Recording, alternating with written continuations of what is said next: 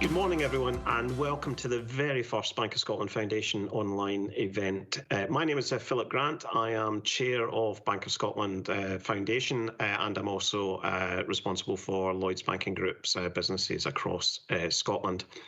We're delighted at Bank of Scotland Foundation to be joined today by an excellent panel for our sessions, firstly covering digital and then building resilience. And it wouldn't be a Bank of Scotland Foundation event without a showcase in some of the great work of one of our funded charities. So I'm also delighted to welcome Systema Scotland to the event. Okay, let's go on to the discussion then. Now, over 90% of you said you've used digital skills or resources in some way to adapt your project or services in the last 12 months. Of the 10% who didn't, you noted that your services can only really practically be delivered face-to-face, for example, practical work placements or respite care for children with disabilities. So I think over the last few years, what we've really concentrated on in our work partnering with foundation charities and through our broader kind of Lloyds Bank Academy work has been really supporting, understanding, listening to the specific needs of charities, linking them up with some of our colleagues that have technical skills, but ultimately trying to kind of demystify some of the challenges and processes and really help them understand and connect with organisations that can help them pilot or test things. But I think what our recent data has shown is that there's still so much to do. So our Consumer Digital Index report came out on Friday that looks at the digital skills and capabilities of people across the whole of the UK. So 1.5 million more people are online now than they were last year. Each individual is sharing some of the challenges that they're facing around the confidence in doing more than they've had to online. I guess acknowledging that as people have moved online, they're not necessarily doing so with the full kind of awareness of how to do so safely and securely. And I think that's where organisations like us, really have to be on the front foot supporting people to understand how do you not just get online, but how do you do so in a way that you continue to build your confidence and you do so in a really safe and secure way. I was going to pass actually to Sally now, because SCVO has got really quite an ambitious digital participation strategy now for Scotland. Tell us a little bit about that strategy and how it's being applied. So SCVO for the last 8-9 years has managed Scotland's digital participation charter. We've engaged with hundreds of organisations who've always contributed something towards that agenda. So when the pandemic struck, the question was very much, okay, so what do we do now? What more do we do? Connecting Scotland is about getting a further 60,000 people online by December this year. I'm delighted to say that we're over halfway there already. We've managed to get more than 35,000 people online with the device and Wi-Fi and the skills package. And that's whilst we've been in lockdown and isolation. Digital is absolutely critical. There's no doubt about that. But the thing that we've also learned as part of the pandemic, that face-to-face and human interaction is as important.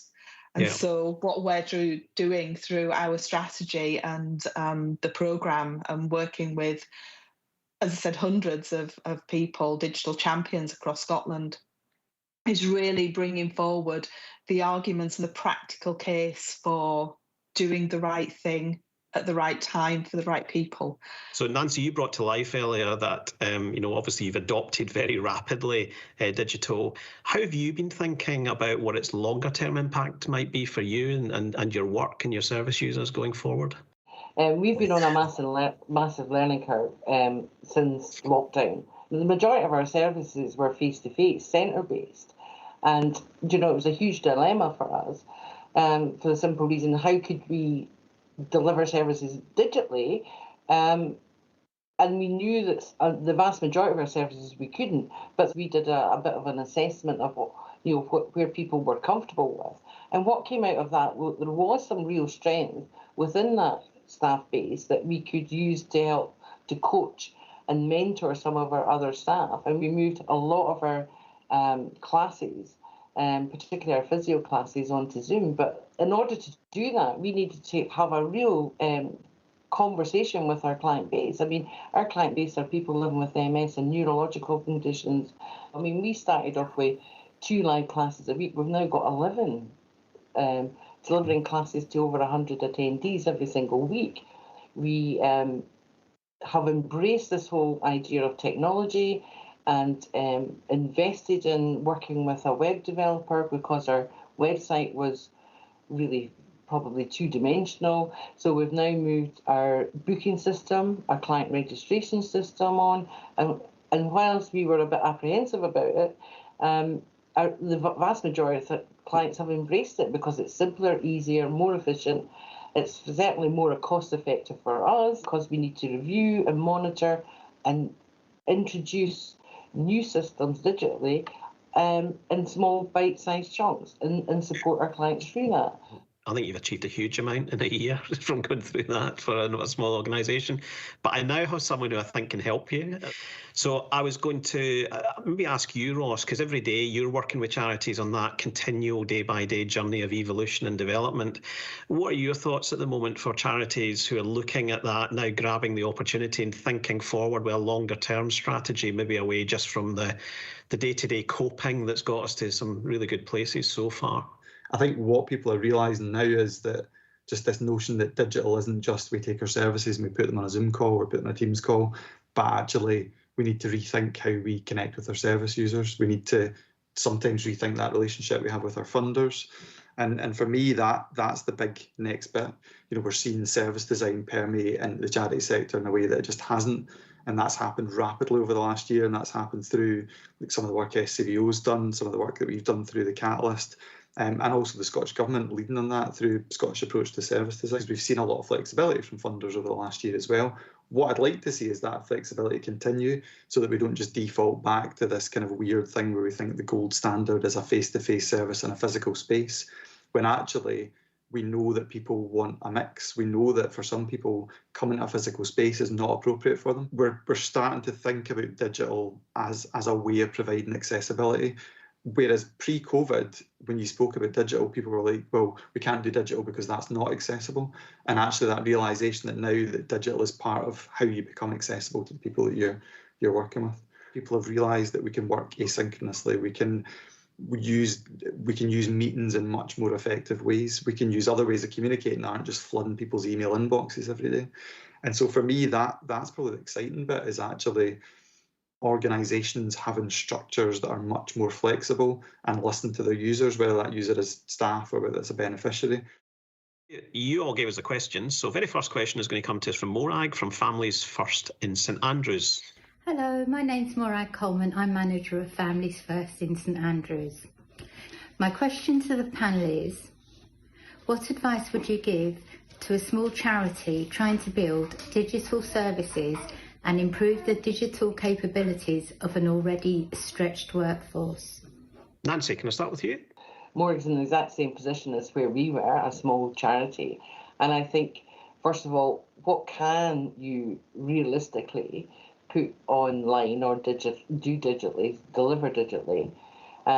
You need to assess the skills, not only of your users, service users and your clients, and what's missing and how do you address the gaps, but also your staff team. You need to find out what your staff team and volunteers can offer and how you upskill them and coach them. Thanks very much, Nancy, and that resonates with some of what we've heard today, the importance of planning, thinking forward, understanding needs, and also just what we've heard also is loads of support out there now. So, right, participation, encouraging participation. Sally, you referred to earlier. Quickly, just key points, learnings and encouraging participation. So find out what the things are that are really both interesting and bothering the people that organisations care about and work with. Find out what they want to do in a really small and realistic way and focus on that. We've all been doing lots of Zoom quizzes and, sort of socials and get-togethers. For people who are quite reluctant, the array of different apps that there are out there can be incredibly daunting. So pick one and stick to it. And everybody use that and reinforce it.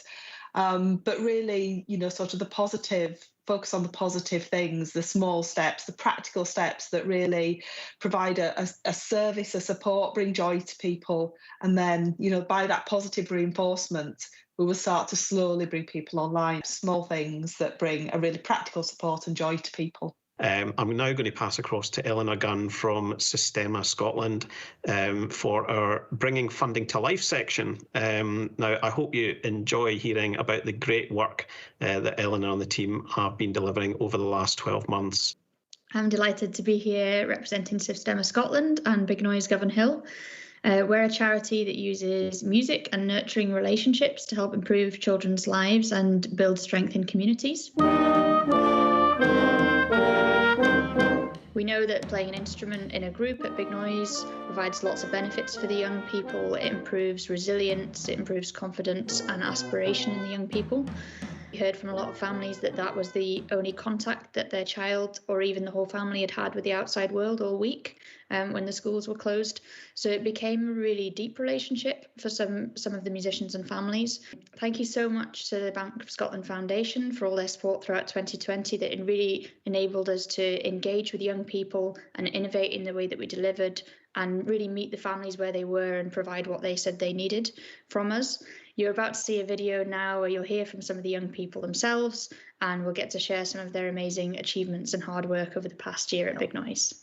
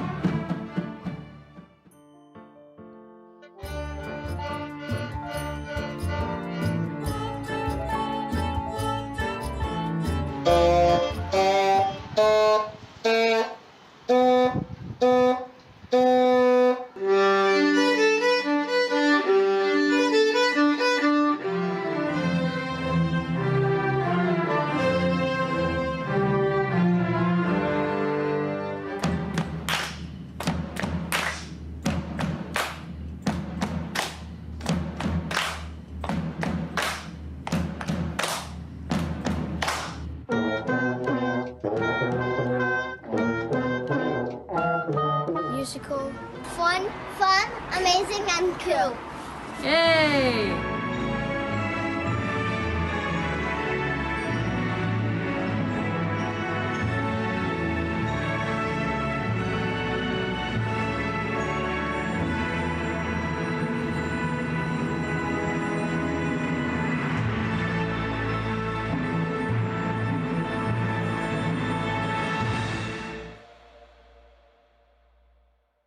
Welcome to the Building Resilience session of the first ever Bank of Scotland Foundation online event. It has been a very challenging 12 months, obviously, not just for your beneficiaries, but also for your boards, your leaders, staff, and volunteers as well. One thing that really has impressed me and also the board of the foundation in hearing from charities and learning about their work, just as what the high standard there has been of resilience, adaptation, and assessment and reassessment and constant reassessment of service users' needs. It's been truly impressive. I'd like to hear a little bit about some of your perspectives in terms of the challenges that you've faced, probably through the life cycle of the last year in your own organisation. At SCVO, we've got trained mental health first aiders, for example. We have Wellness Wednesdays, which used to be every month and they're now every Wednesday. We had all our managers trained by Sam H on sort of recognising people with mental health problems who might be struggling. But when you've got uncertainty for over a year in your family, in your work, in your social life, absolutely everything, that's really, really stressful. From SCVO's perspective, our staff surveys have been pretty positive, but recently there's been a bit of a dip. And I think that's a lot about how long this has been going on, and I'm not the only one feeling chained to their kitchen table. We've been talking for quite a long time about how you need to bring your whole self to work, which is quite different when I started work in the 80s and you really had to leave your personal stuff at home and, be it turned into a work lady. But I think we've really had to do that over and accept that people are people and all their lives are work and home life have become very blurred when you're working at home. Yeah, and the other thing to remember is bringing your work into the home environment impacts all those around you in the home environment. Can I hand maybe across to Kirsty to touch on some of the changes and particularly the positive things that have come out of the last 12 months? We knew that straight away, as soon as COVID hit, as I said at the beginning, our young people were going to be disproportionately affected. And it's absolute testament to my team, first of all. Straight away, within a week, we were set up to work from home. Everyone was just so motivated to really think outside the box, to be innovative. Straight away, I just went to all of our funders and said, this is where we're at. Can we repurpose? What can we do?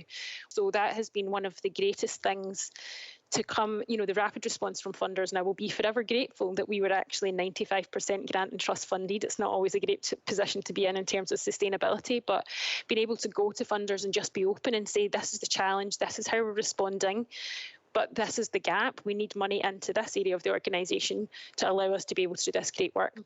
One of the biggest things that I said to the team at the time was, yes, we're doing this rapid response and this is hard, so let's talk about mental health and wellbeing. So we had a wellbeing plan specifically for our staff and team and specifically for our young people, and that was all implemented. Similar to Anna, again, we had various different ways of supporting our staff and team mental health and wellbeing. We had psychological first aid. That's been something that we will continue. So having a buddy in the organisation that's not your line manager, that you can talk about work things, so things that have been a challenge, but just the other things that are going on in life. Organisationally, innovation, I'm really proud of our work in the mental health and wellbeing space. The fact that we're a young person-led organisation, we had begun this journey with SAMH and had young people create incredible content. They themselves told us they wanted to reduce the stigma. They wanted to be able to have peer-led interventions. And we were like, okay, this is an opportunity, and actually it was SCVO wellbeing funding that allowed us to be like, okay, let's make this into something that's quality. There's a need out there, let's digitalise it, let's work with SAMH and with our young people and create really quality training that is absolutely meeting the need. But again, a great thing for us organisationally is that's actually going to help our growth and sustainability, because as we know as a sector, that's what is needed.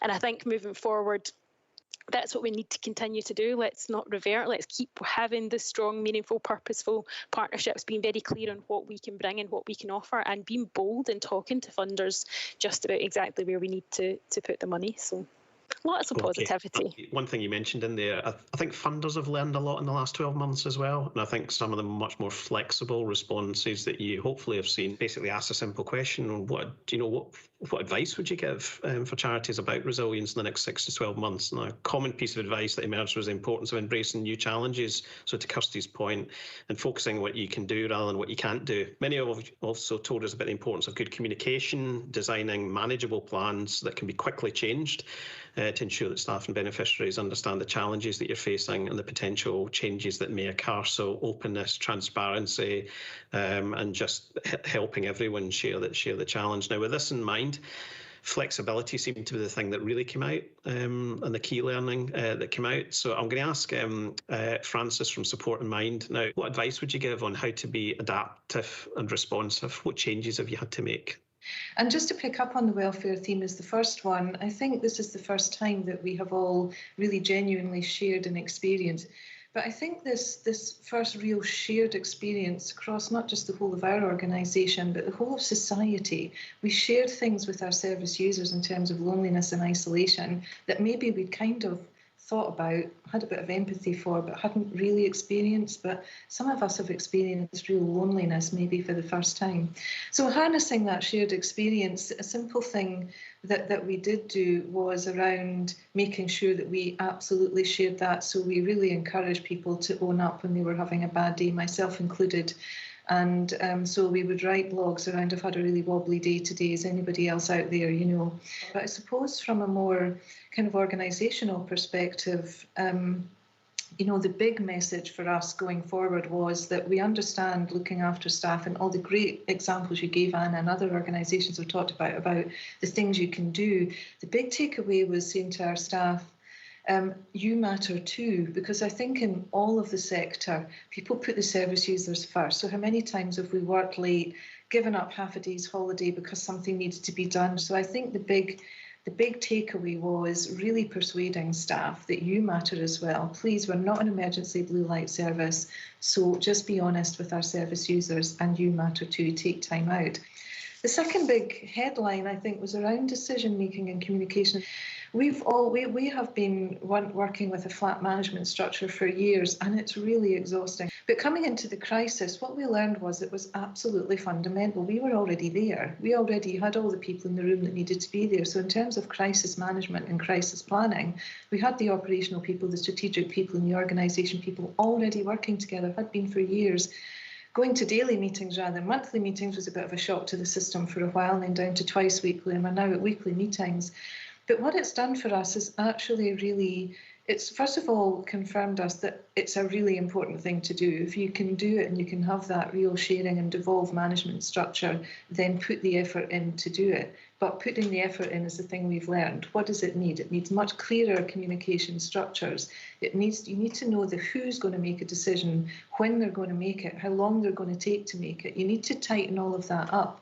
And the crisis really helped us to do that. And the third big area is around the really boring stuff around planning. What the crisis did was tell us two things. One, that actually we can survive. We are resilient. Oh my goodness, haven't we all proved that? And it was really good to get to a year and a half on nearly and realise that we've survived. And actually, it's been a really positive experience in lots of ways, and the business hasn't collapsed. So that we didn't fall off the end of a cliff.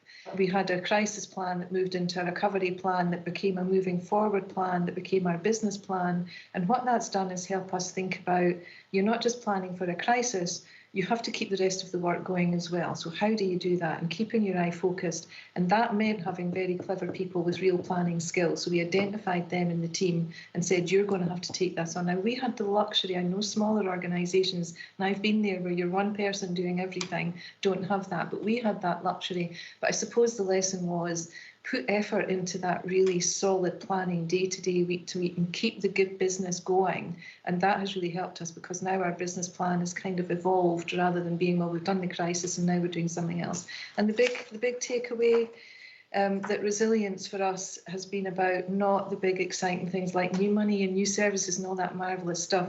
It's been about, we've faced up to our weaknesses and we've addressed them. And I think the crisis has probably made us stronger, because organisationally we're much more aware now of what our processes are, what they need to be and how they work. So I think that's the big takeaway for me. Thank you, Frances. Actually, for a really personal and honest account as well of how you've found the need to adapt.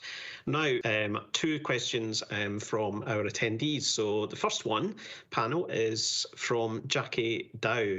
Hello, my name's Jackie Dow. I'm chairperson of a peer mentoring charity called Fairway Fife for young adults with learning disabilities from the age of 16. My question to the panel would be, what advice would you give a charity that's trying to pull together various training resources and materials to support mental health and well-being for both staff and the beneficiaries, to help them regain a sense of belonging and importance? Can you provide any examples of online resources that the charity could use to begin the process? So, first protocol, SCVO. Kirsty? Can I just hop in and say, just around the point about taking people with you, I think that is, you need to, there's so many resources out there, but to really make it work in the organisation, my learning is involve your service users. So for us as young people, ask them what is it they want to learn about, what is it they want to know about, involve them in the planning, which then could help actually access which training is going to be most appropriate. And that, I mean, it's the same for any type of change, you've got to take people with you, but certainly learning in the mental health space has been about us not just assuming we'd signed up to the SAMH Mental Health Charter. Yeah, a bit that struck me also is that belonging and importance. We're reflecting the fact that in our organisation, identity, people, their role, their job was part of their identity. It's changed. And how do we reshape that, or do we? Or what is the new identity and what is the new sense of belonging that will emerge from this period? There's a lot in that, just for business and charities as well. Hello, my name is Rob Murray and I'm the proud CEO of Cancer Support Scotland. We're here to support the well-being of those affected by cancer across Scotland. So our question for the panel is, what do you consider the role to be of funders in supporting charities to build organisational resilience and agile services? Thank you. what's the role of funders then in transition? Because I think a lot of what we've talked about here is a period of transition, isn't it? So how can funders support the transition that your organisations are going through? Francis, you got any thoughts on that? Yeah. Yes, I think just based on our experience, I think funders can really help by recognising the organisational needs. A lot of funding can be very targeted on the outcomes, outputs, what are you going to deliver?